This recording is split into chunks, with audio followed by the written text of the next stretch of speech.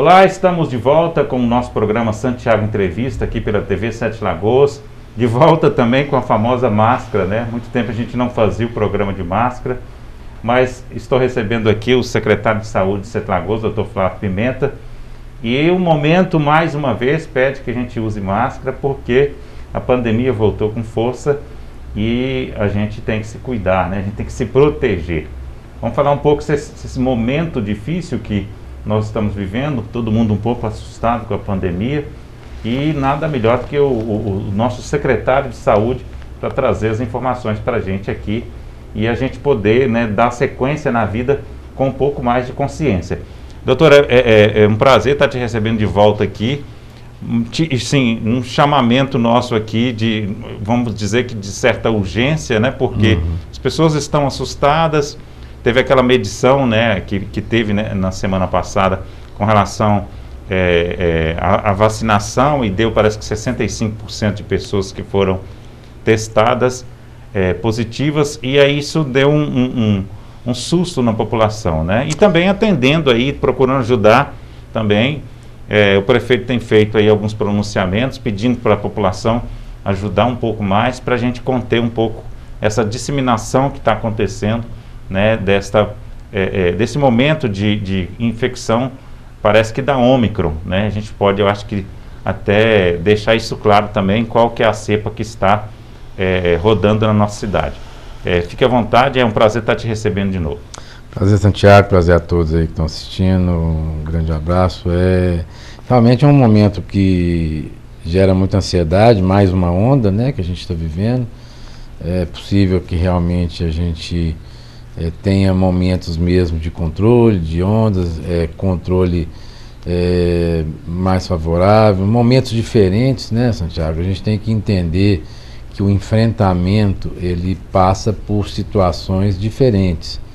Eu não posso comparar o tempo de hoje com o tempo que a gente teve há um ano atrás, por exemplo, quando a gente não tinha vacinação. A gente está vendo aí que provavelmente seja a Ômicron mesmo, em função do perfil de disseminação muito mais agressivo no sentido de potencial de disseminação, porém menos repercussão de gravidade, né? Nós voltamos sim a ter um quadro de internação com um número maior, mas não se compara ao que nós vivemos de março a maio do ano passado, tanto pela gravidade como pela quantidade. Para vocês terem uma ideia, a gente tinha na época em torno de 130, 150 contaminados por dia. Hoje a gente tem perto de 500 testados e a repercussão de leitos para enfrentamento de ocupação de leitos não se compara, bem menor, né? Chegou até ter que explicar, porque parece ser uma notícia na capital que a gente estava com tudo ocupado.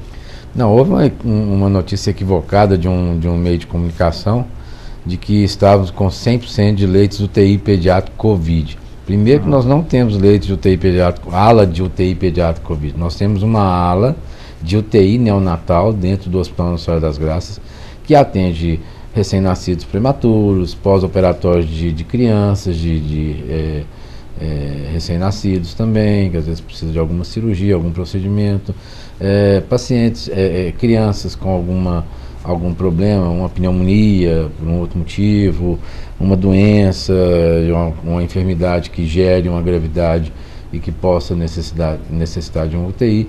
E, inclusive, naquele dia que eles noticiaram, não tinha nenhum caso de UTI na UTI neonatal, do Covid na UTI neonatal. E mesmo nos dias subsequentes, inclusive hoje, não tem nenhum caso de UTI de Covid na UTI neonatal. Então, assim, uma notícia falsa que não condizia com a realidade. Ocupação de 100% sempre tem, por causa do número de leitos que é pequeno, número já que não atende a nossa demanda, não é demanda de Covid. São outros casos, né? Outros casos. Eu não teria condição de ter aqui uma ala inteira de Covid de pediátrica, não justificaria, né? Teria uma ou duas ocupações, se tivesse. Você vê que nos últimos dias, com toda essa repercussão da Ômicron, a gente não tem ocupação de leitos de UTI Covid. Estamos tendo sim uma ocupação maior de leitos de enfermaria, um perfil de gravidade um pouco menor, A cepa tem uma característica nesse sentido, de menor gravidade, maior capacidade de disseminação. Existe também a questão da população vacinada agora no nível mais amplo, né? Isso traz uma capacidade de enfrentamento maior, e a própria contaminação, né, da população, na medida que ela acontece, ela gera também uma imunização natural que também é favorável ao enfrentamento em algum momento. Lógico que ninguém quer passar por esse teste, né? Mas assim, quando acontece, isso acaba trazendo, né? Nós tivemos aí nos últimos dias quase 500 pessoas testadas nessa última semana, né? Por dia, quase 500 pessoas por dia que testaram, né? A gente fica imaginando quem não testou, ou quem ou teve algum contato ou não manifestou e não procurou atendimento, né? Então, assim, é possível que um percentual muito maior da população tenha tido contato nesse momento, pelo potencial de disseminação que a Ômicron tem, né? E por que eu estou falando que é a Ômicron? Em função de uma questão de uma análise epidemiológica. Os números falam isso também, nós nunca tivemos condição de especificar cepa, qual cepa está atuando nesse momento. A gente fala sempre pela análise epidemiológica. E pelo comportamento que ela tem, ela nos leva a entender como né, provavelmente ser ela responsável. Mas aí não seria a questão da vacinação que abranda a situação? Olha, é difícil falar exatamente, né? Mas eu acho que é uma composição das duas coisas. Na Europa, nós estamos tendo, na Noruega, por exemplo, um subtipo da Ômicron muito mais grave, com potencial de letalidade muito maior. Pode ser que chegue aqui? Pode ser que chegue aqui. Existem discussões a respeito dessa nova cepa para agosto, mas a gente não tem como afirmar. Eu até li recentemente, foi até no início acho que foi no início da semana, não, foi no início da semana passada, que inclusive já identificaram uma nova cepa na França, já nomearam até parece que o Wu, alguma coisa assim. E que ela é diferente também da Ômicron. A gente pode pensar, porque o que eu estou achando estranho é o exagero de confiança, né? E eu queria que você falasse muito sobre isso, porque é uma coisa que me preocupa. Eu estou vendo muita gente falando assim, as pessoas não estão morrendo, né? Então, assim, se pegar, é bom que eu pego, que eu vou ficar imunizado 100%, que eu junto com a questão da vacina, mas essa imunização. Só que de repente, vou citar um exemplo aqui de uma pessoa amiga e conhecida nossa, que é o vice-prefeito, né? Dr. Euro. Ele me contou que ele vacinou, tomou as 2 doses, a dose de reforço, e mesmo assim ele pegou a Covid de novo, né? Lógico, um pouco brando, né? Igual as pessoas estão falando, mas mesmo sendo vacinado, ele pegou a Covid, né? Eu já conheço uma outra pessoa que a pessoa era mais idosa e faleceu. Então, assim, essa tranquilidade na cabeça das pessoas, qual que é o cuidado que a gente tem que ter com isso? Olha, veja bem, nenhuma vacinação, ela é um tratamento e nem é uma blindagem 100%, né? Não existe isso. Ela traz uma capacidade de enfrentamento, ela ativa o sistema imunológico, traz uma capacidade de enfrentamento no caso de um contato. E não impede, inclusive, que você tenha alguma chance de evoluir com a doença. Pode ser que diminua essa chance de acordo com a cepa que você enfrenta, com a vacina que você tomou. É lógico que as coisas evoluem, né? A gente pode ter um entendimento, a gente ainda não tem o perfil exato de espaçamento de doses ideais para a Covid, como a gente tem na H1N1, por exemplo, que a gente faz anual. Por que se faz anual? Justamente por essa possibilidade de transformação. Quantos de nós tomamos a vacina há 1 ano, por exemplo, né? A pessoal de saúde, os idosos, tomaram vacina, as primeiras doses há 1 ano, com a segunda dose, inclusive 28 dias depois, na época era 28 dias. Então, essa é uma questão que reflete esse perfil, né, da infecção virótica, né? A necessidade de fazer o reforço, não é uma blindagem 100%, não configura uma imunização 100%, não quer dizer que você não possa desenvolver uma doença, ter o contato, você pode sim desenvolver Obviamente, a gente vê que a nível populacional, né, numa análise populacional, isso acaba gerando uma repercussão. E os números que nós temos, inclusive, mostram isso. E eu não estou falando de Sete Lagoas, estou falando do Brasil inteiro, do estado inteiro. A gente tem câmaras técnicas que discutem o que está acontecendo, e é bem evidente o reflexo pós-vacinal, né, nos diversos grupos. Inclusive foi feita uma análise por grupo vacinado, porque na época era feito pelos grupos, né?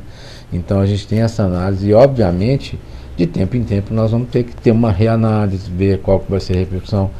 O vírus tem também o seu perfil de capacidade de se adequar para poder tentar, né, do mesmo jeito que nós tentamos combatê-lo com uma mudança na vacina, ele tenta combater com uma mudança no seu material genético. Mas aí vamos dizer o seguinte, né? Essa questão aí da vacina são os humanos trabalhando em cima de uma vacina, né? De uma correção. E no vírus não, o vírus é uma questão natural, né? Sim. Ele vai evoluindo naturalmente. Uma mutação, né, no material genético dele, que logicamente aquela cepa que faz uma mutação que permite que ela dissemine mais, ela vai evoluir, né?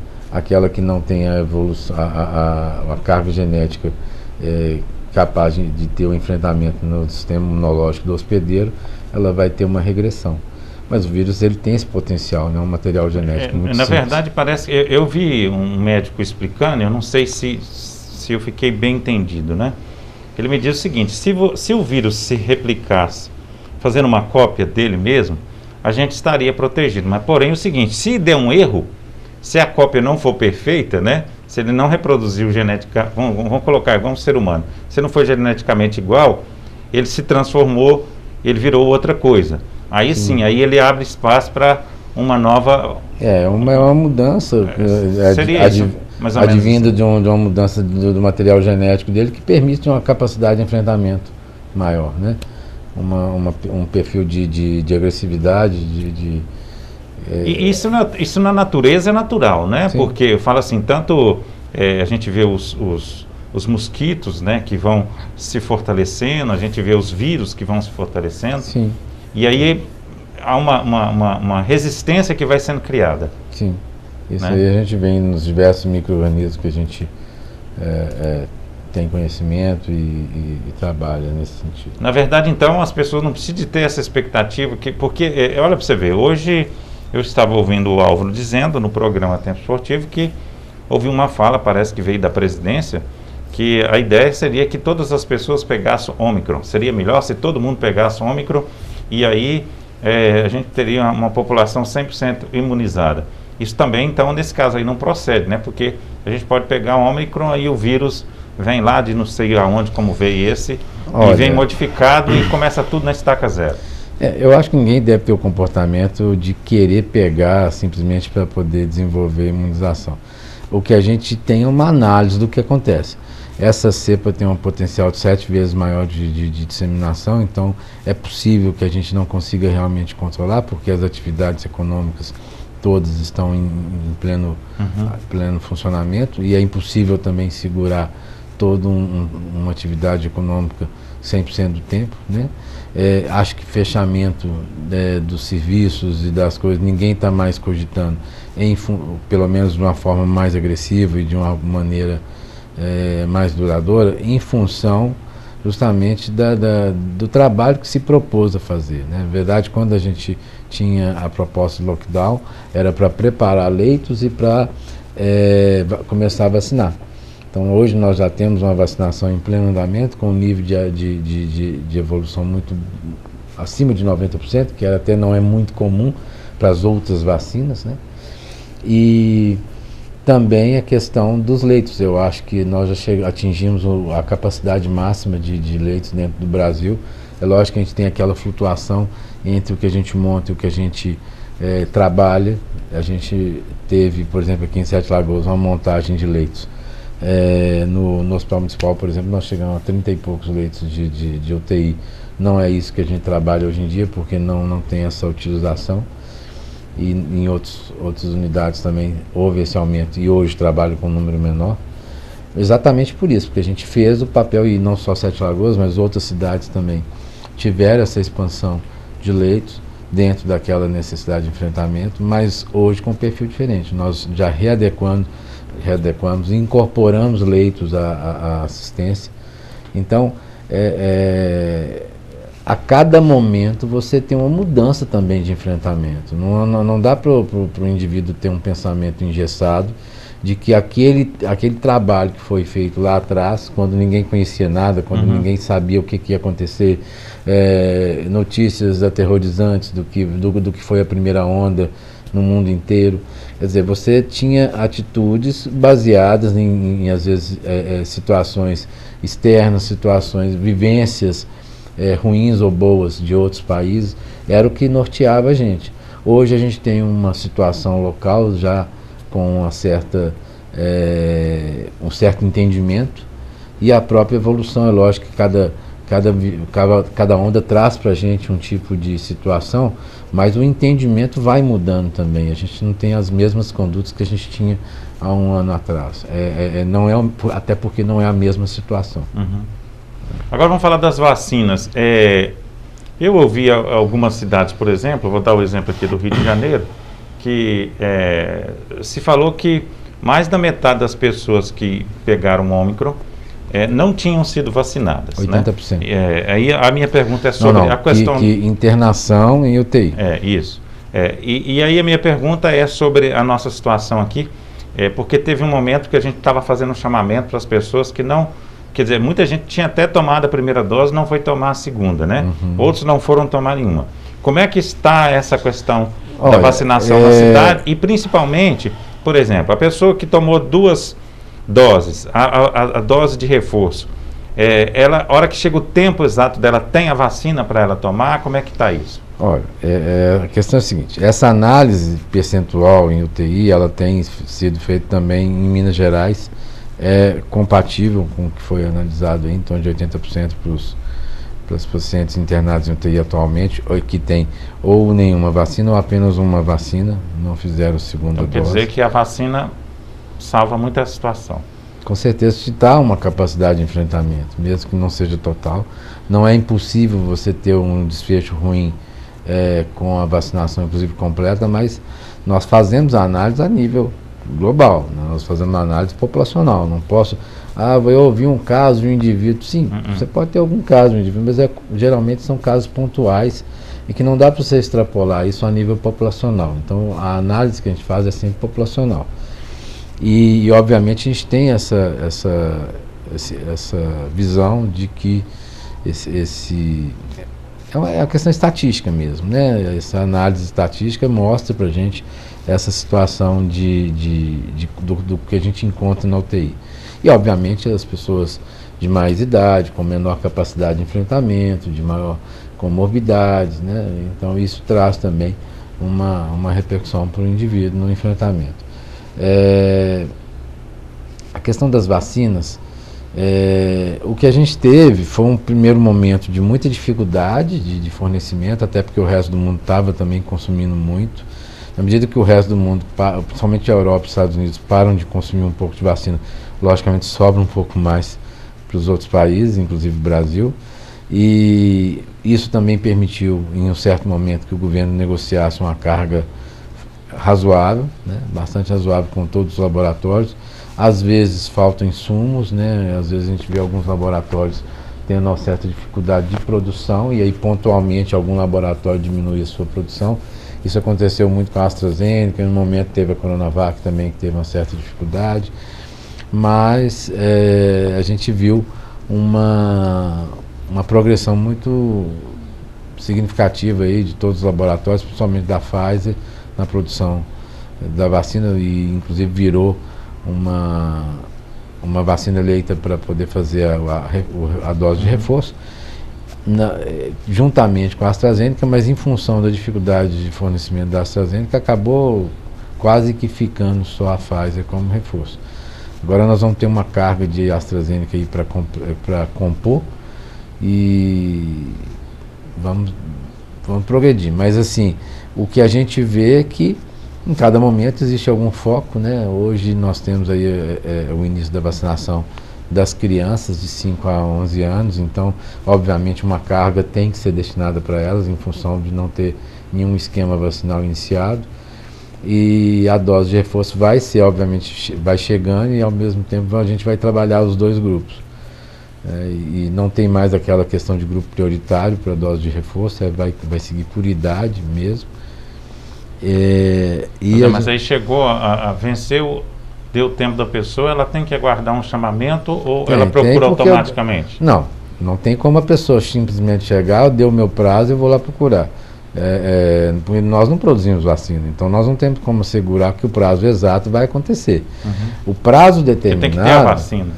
Obviamente. O prazo determinado é uma questão de temporalidade para poder você ter um benefício inclusive da revacinação, ou da segunda dose, quando acontece o aprazamento de uma segunda dose. Não adianta você às vezes antecipar e encurtar muito, porque você talvez não vai ter o mesmo benefício.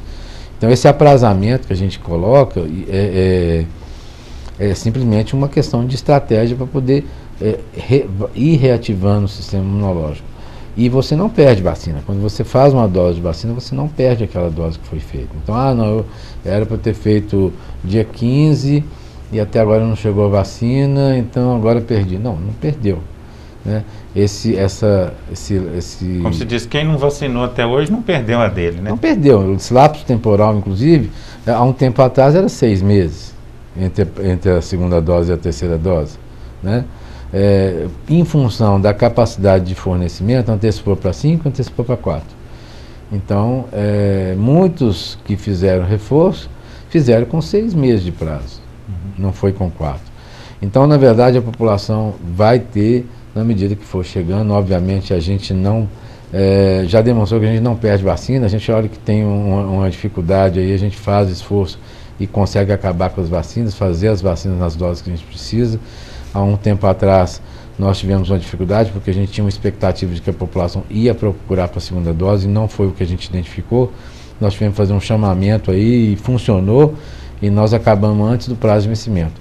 Porque principalmente em relação à Pfizer, nós temos uma logística diferente, porque ela tem, a hora que você descongela, ela tem um prazo de consumo. Então é diferente das outras que tem um prazo maior, que você pode aproveitar um tempo maior para fazer essa programação de vacinação. A Pfizer não, ela te exige essa situação. E se você faz um planejamento e o grupo não vem, depois aperta um pouco para você correr atrás. Mas a gente, até hoje, graças a Deus, a gente não teve desperdício de vacina, a gente conseguiu efetuar. Pelo contrário, toda vez que chega a gente monta uma estratégia e às vezes a gente acaba com ela antes do prazo mesmo. Doutor Flávio, o que o senhor pode falar para os pais das crianças, que tem muito pai ainda em dúvida se a criança vai ser vacinada ou não? Tem gente com medo das crianças vacinadas. Olha, tem um boato danado de contraindicação, uma preocupação eu particularmente sou a favor da vacinação. Meus filhos vacinaram, embora eles estejam um pouco mais em idade diferente, mas eu sou a favor da vacinação. Agora nós vamos ter aí a opção da Coronavac também, para aqueles que contestam a outra vacina Pfizer. Nós temos aí agora a opção da Coronavac. Mas a contestação é o quê? Sobre risco de miocardite, de repercussão genética, várias questões aí que são abordadas. Mas enfim, eu particularmente sou a favor, mas não sou a favor da imposição, né, nem de punição em relação a isso. Eu acho que cada pai é responsável pelo seu filho, está vivendo o momento. Eu acho que todo mundo já entendeu e cada um tem seu entendimento. Em relação às sanções, não vai ser especificamente municipais, mas pode acontecer, então cada um trata disso como achar dentro do seu entendimento. Mas o importante o meu papel é disponibilizar a vacina que chegar e dar oportunidade. Né? Essas questões, essas discussões a gente respeita, eu tenho que respeitar, lógico, né? Agora, cada pai é responsável pelo seu filho e tem que ter essa Tem algum caso assim de manifestação de algum pai que aconteceu com alguma criança, de alguma coisa? Olha, aqui em Sete Lagoas não tivemos nenhum caso assim que deu alguma resposta desfavorável de maneira grave. Você pode ter alguma resposta local, apesar de que agora que nós estamos começando a vacinar, mas nós não tivemos nada assim, nenhum relato assim de gravidade, não. Na minha casa, as pessoas não são novinhas, mas meus filhos todos vacinaram, né? Inclusive tem um que é deficiente, que é fraquinho, mas ele vacinou, inclusive a 3ª dose, e graças a Deus está tudo bem. Sentiu muita dor ali, passou um pouquinho mal no primeiro dia da primeira dose, mas depois o resto foi tranquilo. Sim, né? sim. Outro detalhe que é muito importante, que eu acho que a gente tem que falar com ele, estamos agora entrando em fevereiro, volta às aulas e a circulação das crianças, né? As escolas podem ter uma aglomeração maior de pessoas. Como é que fica? A escola vai receber os alunos normalmente? A Secretaria de Saúde vê isso como normal? Como é que vocês estão pensando? Olha, a questão das escolas, é lógico que você tem vários entendimentos aí. As crianças, elas estão se encontrando, né? Todas as atividades estão plenas, praticamente, né? Tirando eventos de grande porte. Normal, né? O convívio está preservado, não tem por que segurar as crianças. A gente vai, hoje houve uma discussão do prefeito com a secretária de Educação, num planejamento de volta aí, só em função desse primeiro momento, mas só de alguns poucos dias, só para poder ajustar alguns detalhes, mas da rede pública não vai ter nenhum impedimento, como o próprio governador também pronunciou, não vai ter nenhum impedimento, nenhuma restrição. Obviamente cada escola tem autonomia para poder permitir ainda o modelo híbrido ou não, né? Mas por enquanto não vai haver uma imposição de presencial, acredito que não vai ser uma coisa, principalmente nesse primeiro mês, mas eu acredito que a tendência é voltar completamente em pouco tempo. Mas aí volta com aquele distanciamento maior ou com o menor? Porque teve uma mudança também. Não, ainda não tem essa perspectiva, por enquanto segue o planejamento anterior mesmo, normal. Então as crianças vão voltar normalmente. Sim. Né? Mas aí as escolas municipais, a gente pode ter um pouco... Não, na verdade o que a gente vai ter de cuidado, e acho que dentro da escola você tem muito mais chance de fazer esses controles das crianças, é o controle de higienização, de cuidados, que talvez se elas estivessem soltas em outros locais, em outros ambientes, que elas continuem encontrando, quem pensa que as crianças não estão encontrando, não estão tendo contato umas com as outras, não está vivendo o mundo real, né? Então a gente sabe que, e não só elas, os adultos também. Então a circulação, hoje, você tem que ter uma coerência para poder impedir um grupo de circular, né? É lógico que você deve orientar dos cuidados nesse momento, né? A gente reforça, né? Nós estamos aqui hoje, como você disse, fazendo uma entrevista com máscara. Cada momento exige um cuidado. E é isso que vai acontecer nas escolas, um maior cuidado nesse momento. Eu vi o pronunciamento do prefeito pedindo principalmente às pessoas que voltaram para casa sabendo que estavam com a Covid, pedindo que elas permanecessem em casa, que elas não circulassem, né? Isso aí é a lógica, né, de todas as pessoas que se contaminaram. Só que o que está acontecendo, que eu estou vendo, é que tem pessoas me contando, eu peguei, lá na minha casa pegou, a gente ficou mais ou menos passando mal, passou para o outro, não sei o quê, e a gente continuou vivendo normalmente e tal, e passou, né? Como é que é essa situação? Como é que vocês estão administrando isso nesse momento? Porque qual o recado dá para as pessoas para não circular demais? Não, eu acho assim, Santiago, você já tem aí 2 a 3 anos de pandemia, as orientações todas estão bem sedimentadas, alguns protocolos vão mudando, o próprio protocolo de isolamento já mudou desde o primeiro momento, e as pessoas têm consciência. Eu não tenho como prender o cidadão, né? Lógico que cada um tem sua consciência e a gente tenta monitorar.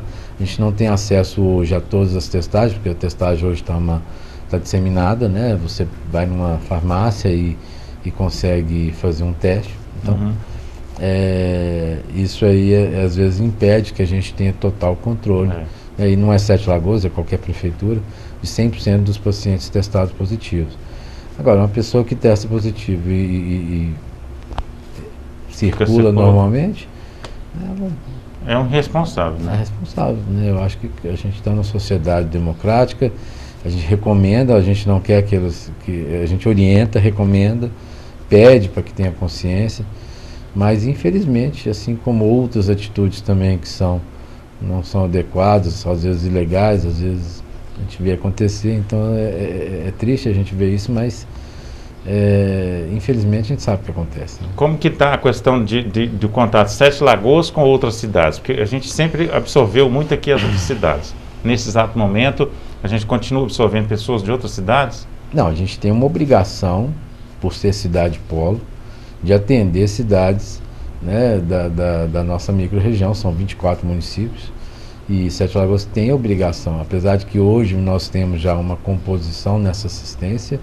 O Estado já estabeleceu essa composição com cidades que têm a rede hospitalar, né, seria Pompéu, Abaeté e Caetanópolis, dentro da nossa área de abrangência.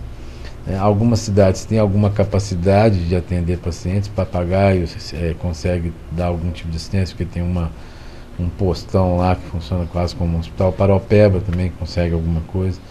Mas cidades que não têm hospital, realmente elas têm que direcionar. Né?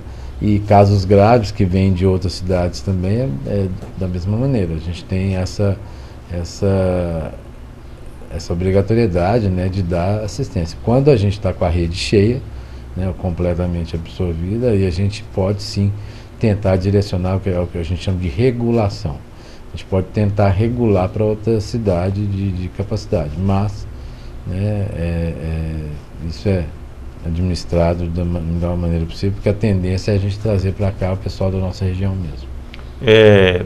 Vamos praticamente encerrar essa parte aí da pandemia, para a gente passar rapidamente para um outro assunto aqui, mas assim, o senhor tem algum recado especial, alguma coisa que o senhor gostaria de deixar para a população? Eu acho que é somente mesmo consciência em relação a esse momento, daqueles que... Porque hoje a gente tem que ter uma realidade, né? A gente tem que ter um entendimento da realidade. O que a gente está vendo é uma disseminação muito rápida e abrangente dessa cepa, e que cada um tenha consciência, né? A gente, a todo momento a gente fica sabendo de um conhecido, diferente de outras situações que a gente já viveu, até de maior gravidade, mas a gente não tinha tantas pessoas conhecidas positivadas, né? Então é que cada um tenha consciência nesse sentido, porque é um momento que essa história de que é mais leve, mas pode ser que pegue alguém que tem uma condição pior de enfrentamento, então a gente é responsável por isso, sim. Então, quem leva o vírus é responsável. Sim, que cada um tome seus cuidados. A gente acho que cada um já sabe o que deve fazer, já foi orientado em relação às medidas de segurança, as medidas de contato, e ter consciência nesse momento, né, como cidadão mesmo. Certo. Pessoal, eu quero aproveitar a vinda do Dr. Flávio aqui, porque a gente não pode também deixar de falar desse ano eleitoral que a gente tem visto as notícias. A gente recebeu aqui semana passada o ex-deputado e ex-prefeito Márcio Reinaldo, falamos bastante sobre as eleições, e o Dr. Flávio tem sido um dos nomes, né, que tem sido alvo de grandes comentários também na possível vinda como candidato a deputado nas eleições. Eu queria aproveitar esse momento, Flávio. Como é que está esse momento seu? Parece que você está sendo muito assediado por partidos, por, né, pessoas que têm interesse, né, na sua candidatura, né? Quer dizer, essa questão pública sua como secretário acabou te credenciando para ser um dos principais nomes aí da cidade como candidato. Existe essa possibilidade da sua candidatura? Você está estudando isso, né, com um olhar especial? O que você tem a dizer para o nosso telespectador sobre esse momento político também? É uma coisa diferente para mim, na verdade, porque eu não vim com essa proposição. Quando eu entrei na secretaria, não passava pela minha cabeça isso, né? Um médico que virou secretário, que depois virou... mas eu era um médico gestor. A questão, eu fui chamado mais nesse sentido, né? Eu tenho meu perfil de gestão, que já tinha essa lógica anteriormente. E eu vim para a gestão e um belo dia alguém chegou para mim e falou: a gente queria te convidar para entrar num partido. Eu falei: mas eu não sou político. Falei, não, você não sabe, mas você vai ser. Então, fiquei meio assim, como assim, né? Mas tem olheiro. Na verdade, são os olheiros. Eu sempre falo que isso se chama sistema, né? É o sistema, você está dentro dele ou você está fora. Não, na verdade, aí, na medida que eu fui trabalhando, eu acho que isso acabou trazendo mais olhares de outras pessoas que talvez tenham esse entendimento. A gente viu que nos E como secretário também, você começa a ter um olhar mais público, né? Sim, não, completamente.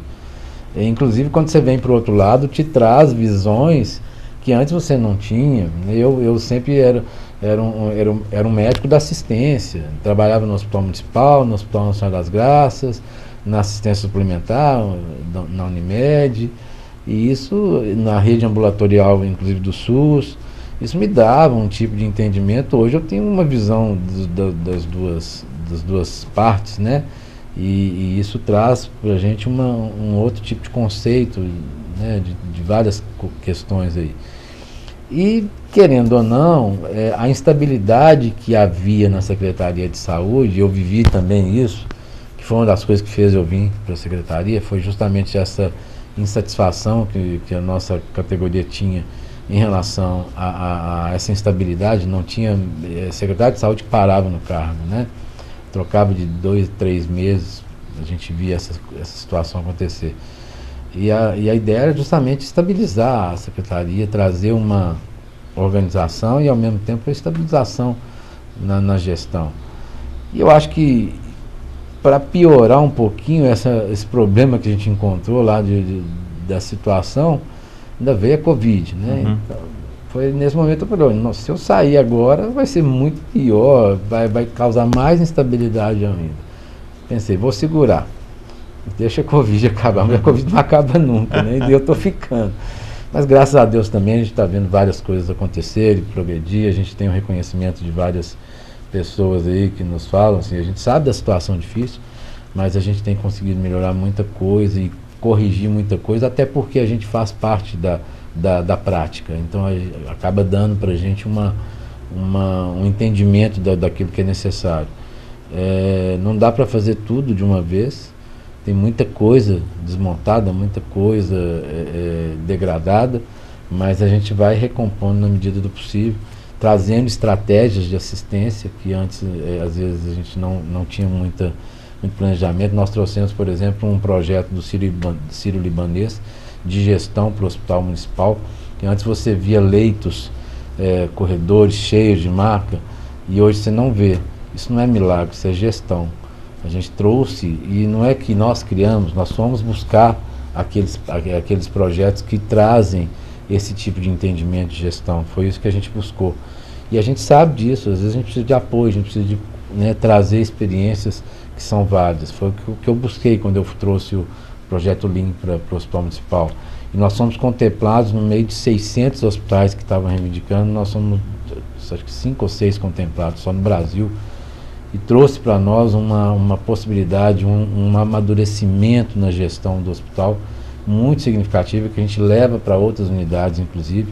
Então, isso vai mudar um pouco, mudar muito o perfil de gestão hospitalar e de organização. Então, a assistência, ela passa por isso, você buscar essa capacidade de gestão dentro da sua realidade também, né? E é o que a gente tem tentado fazer. E, obviamente, a gente sabe que isso ia projetar, de alguma maneira, meu nome para esse tipo de cargo, né? Você é testado, você acaba, né, sendo pré-requisitado. E com a pandemia é o secretário mais testado, né? Ah, com certeza. E, na verdade, muita gente não conseguiu trabalhar e a gente trabalhou e, de certa forma, acho que com resultados favoráveis e certas ações que tiveram repercussão, inclusive a nível nacional. Então isso trouxe para a gente, às vezes, uma projeção que foi muito significativa. Mas eu estou num momento assim de análise ainda, convites vieram realmente, vários. O seu partido é qual? Eu atualmente estou no PMN. PMN. Então, mas assim, ainda tem um prazo ainda que você pode até mudar de partido e também, se caso você for, se você houver tem essa prazo aí de definição, 6 meses para se desligar. Sim, se houver essa definição, a gente tem que fazer a análise de possibilidade também, né? Então, assim, de condição, de ideologia, tudo isso aí a gente tem que analisar. Mas isso é uma coisa que eu não estou preocupado, ainda mais nesse momento agora, que o foco é todo essa situação que nós estamos vivendo. Nós estamos agora retomando o hospital de campanha, vamos reabrir para dar suporte e assistência, justamente para a gente continuar mantendo um certo nível de atividade econômica, permitir. Então você tem que ter capacidade de assistência, né? Então, mas você participa de um grupo político que é o grupo do prefeito, né?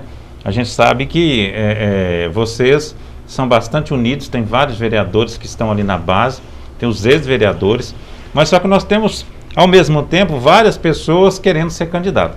Qual que é a ideia do grupo em si?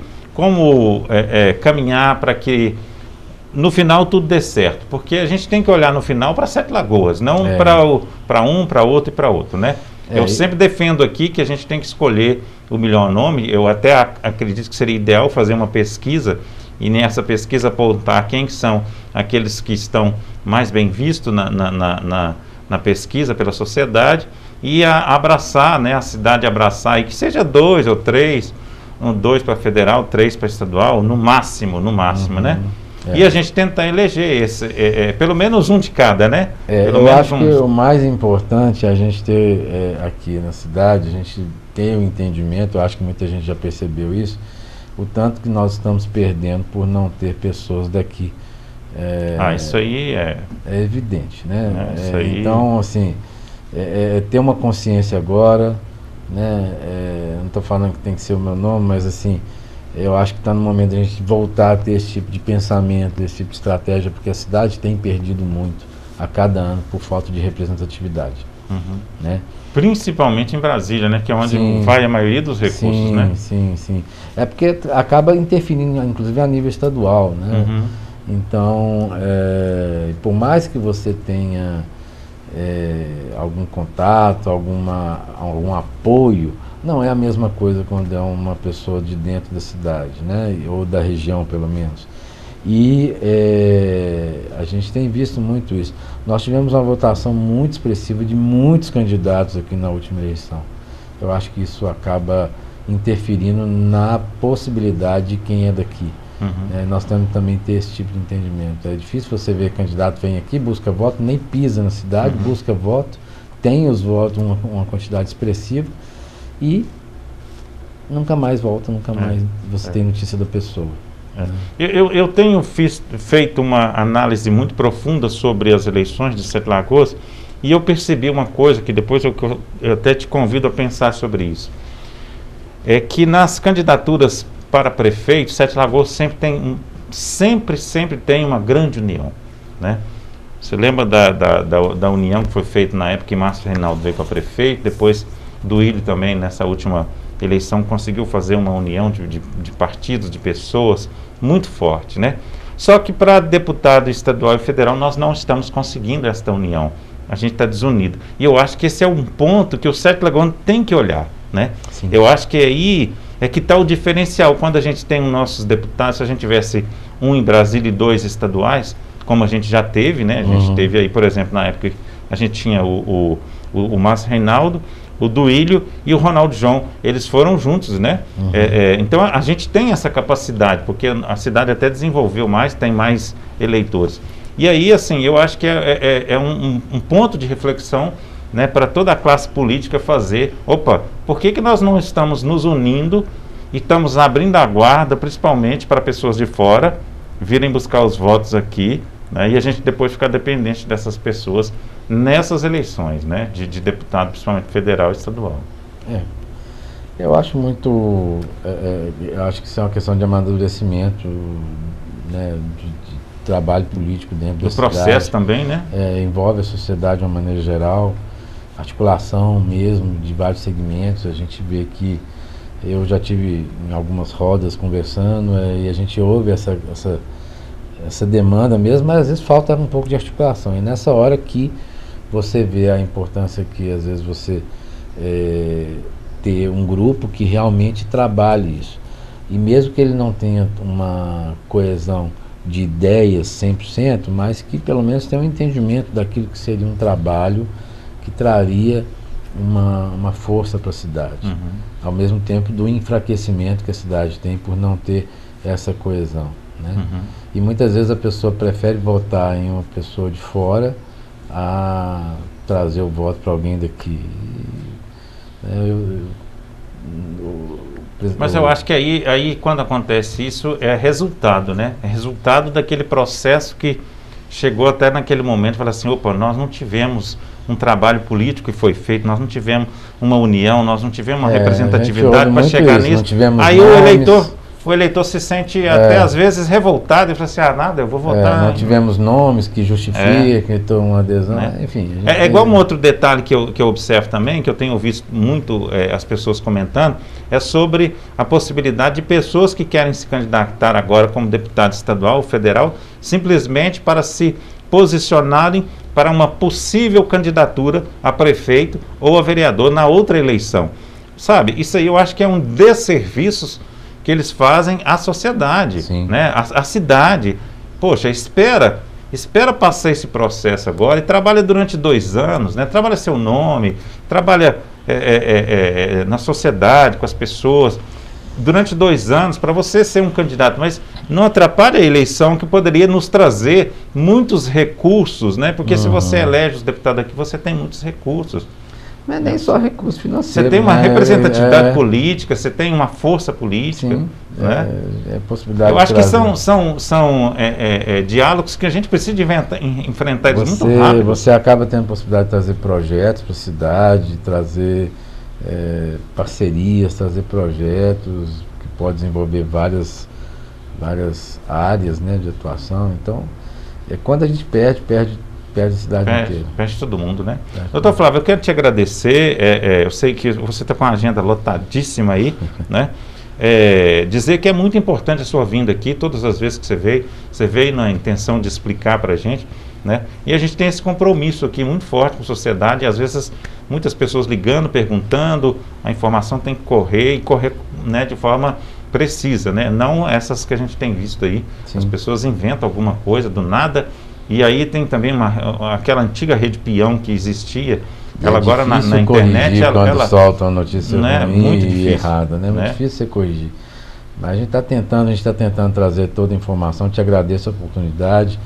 A gente tem tentado ir o máximo possível, eu e minha equipe, nem sempre sou eu que consigo ir, mas às vezes algum componente da minha equipe, para esclarecer aquilo que os meios solicitam. E lógico, o nosso tempo está muito difícil em função da alta demanda que a gente tem. Mas a gente tenta, até porque a gente sabe da importância que tem essa questão de informação correta, e quando vem da gente, pelo menos a pessoa fica um pouco mais tranquila de saber do que é real, do que não é, até porque a gente não procura esconder ninguém. Eu já vi alguns comentários aí, porque a tendência às vezes da rede social é sempre de minar o que a gente faz, o que a gente fala. Há poucos dias eu vi um comentário sobre a testagem que a gente está fazendo no centro de testagem que a gente criou, que foi um avanço, uma coisa muito interessante para a população. A gente quer justamente isso, trazer um benefício para a população, dar uma possibilidade da pessoa ter o acesso. E eu vi críticas assim, fundadas, né? Eu acho que a gente tem um limite de ação ali. Então a gente estabeleceu uma cota até para não ter confusão. Já eu vim aqui, já acabou.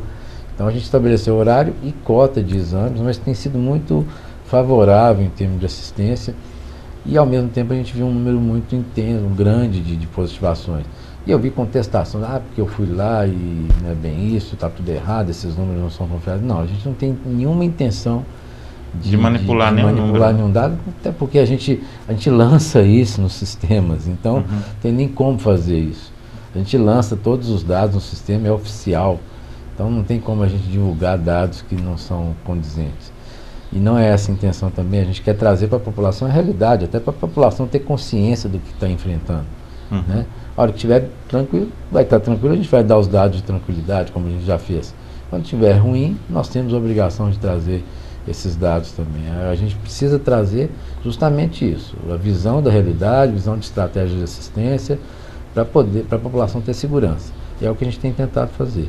E às vezes é importante a gente estar aqui realmente falando justamente para dar essa visão. Te agradeço. Eu procuro fazer isso porque eu acho que a imprensa oficial ela carimba, né? Então assim, eu estava observando outro dia também que você falou dos comentários. Qualquer coisa que se coloca livre na internet, principalmente na rede social, os comentários, ele vira uma rádio peão terrível, né? Sim. E que às vezes distorce as questões. e aí a pessoa leu aquilo ali, já comenta com o outro e vira uma imperfeição. Né? Exatamente. A questão é essa. Então a gente tenta, pode ter certeza que a gente está à disposição de sempre trazer para você e vários outros meios aí que a gente tem tentado atender, né? E com certeza a ideia é trazer a informação correta. Isso aí, muito obrigado e boa sorte para você lá. Boa sorte para você também, procure se cuidar, né? Procure fazer todos aqueles procedimentos que a gente já falou, né? De máscara, de álcool gel, de distanciamento aí. E se você tiver de Covid, fique em casa, né? Fique se cuidando em casa, procure o local exato, né? E vamos tentar conter essa transmissão do vírus. Lembrando que o secretário de Saúde do governo de Minas Gerais disse que o pico da Covid, né, Ômicron em Minas Gerais seria no dia 1º de fevereiro, né? Então nós já estamos em cima dele e depois a tendência é cair e voltar ao normal. Um abraço para você e até o próximo Santiago Entrevista.